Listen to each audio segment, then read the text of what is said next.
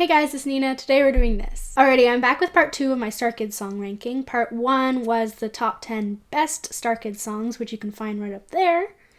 And this one is the top 10 worst Starkid songs. Once again, I didn't use any more than one song per musical just to give each musical a chance, because I suspect if I had, most of the songs on this list would be from Annie. And of course, I have no formal musical training, so all the songs that are on this list are here because of my own personal opinions. Let's get started with number 10.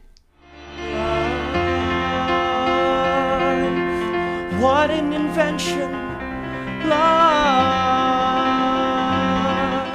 I mostly just like this one because I simply find it boring. Don't get me wrong, Joey's voice is amazing, but I don't think that there's many opportunities in this song to really showcase it. It picks up towards the end, but there's no beat drop. It just gradually goes back down to the slow, boring softness. It leaves something to be desired. Plus, to be honest, the way that Joey sings it doesn't match with the speed of the music that picks up.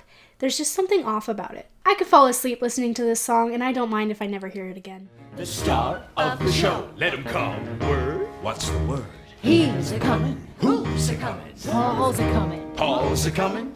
The star of the show, let him come. Obviously, it's hard to say whether this song should count, but they gave it a title, so I'm gonna count it. Of course, this song is used more as a transition, and it isn't meant to further the story in any meaningful way, but as a piece of music goes, it's just not that great. It's quite creepy, and I know that they're zombified and they're meant to be eerie, but it curdles my blood to a point that is uncomfortable. I don't mind the music itself, but I definitely don't enjoy the call and response sort of aspect to it either. Plus, they break the fourth wall by mentioning that Paul is the star of the show, which is on theme with the whole musical, but what can I say? I don't like it.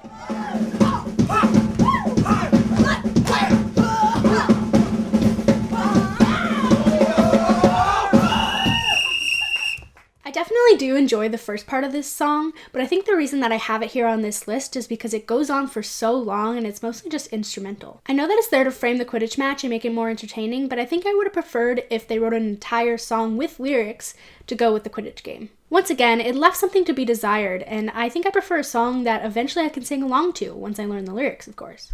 And in general, it's just nothing special compared to all of the other amazing songs that they do have. Teach me to undo what's done. Sands of time, take me back. Disclaimer, this song is on the list despite Dylan Saunders' voice. Dylan's voice is amazing and I would never say anything bad about it. Now that we've gotten that out of the way, this song is boring. As you may have noticed by now, I'm just not too keen on the slow songs or ballads. They just don't catch my attention. I always want them to be over with so that we can get on with the story in a more exciting way. Luckily, this song is really short and only leads into the Golden Rule, which is a much better song. So they give me what I want, but honestly I would prefer if it just wasn't there at all. Yes, I know that these songs emphasize sad parts of the story, but I think I would prefer if those parts would just be acted out instead of sung about. But I remember all the glory when I was in the race. How can I get back into first place?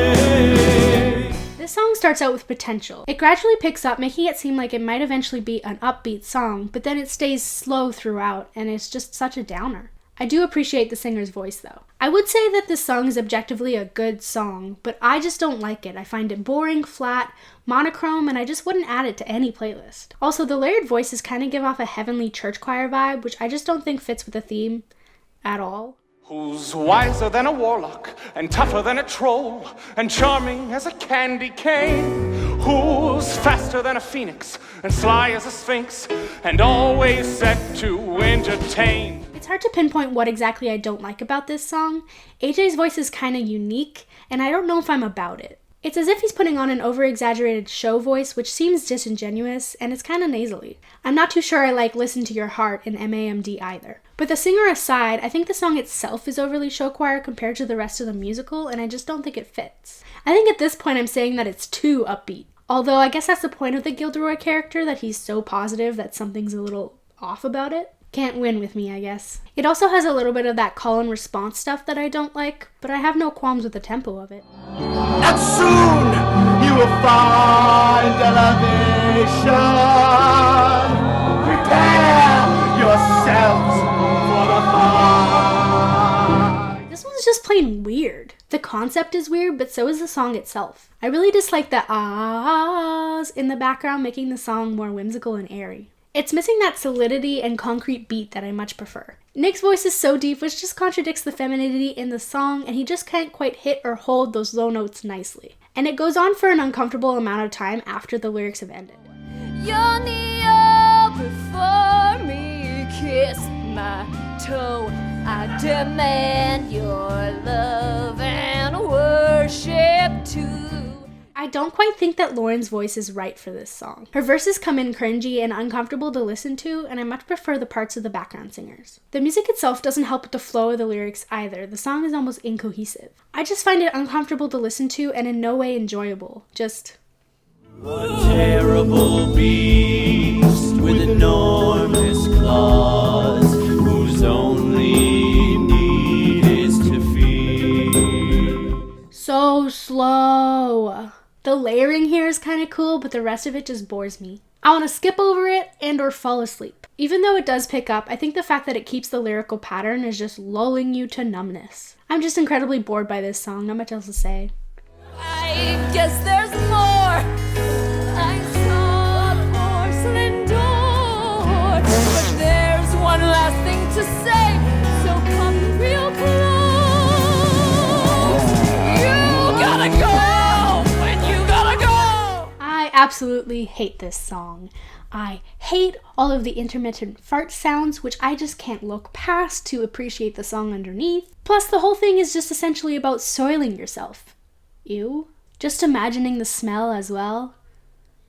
I'll give them that. They perform it so well that it gets in my head. I'm just so grossed out by it that I ultimately can't listen to the whole thing. I've said before about other songs that they make me want to skip over them, but this is the one song that I literally can't sit through. I know that it's almost childish to be put off by natural body processes, but it's just as childish to find this stuff funny. Which I do not.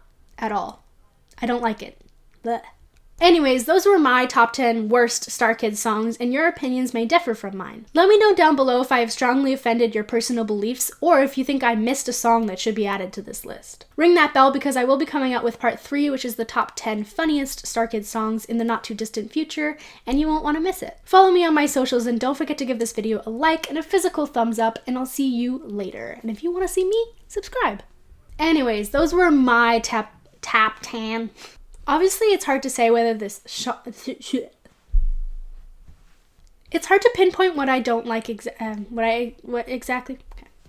Okay.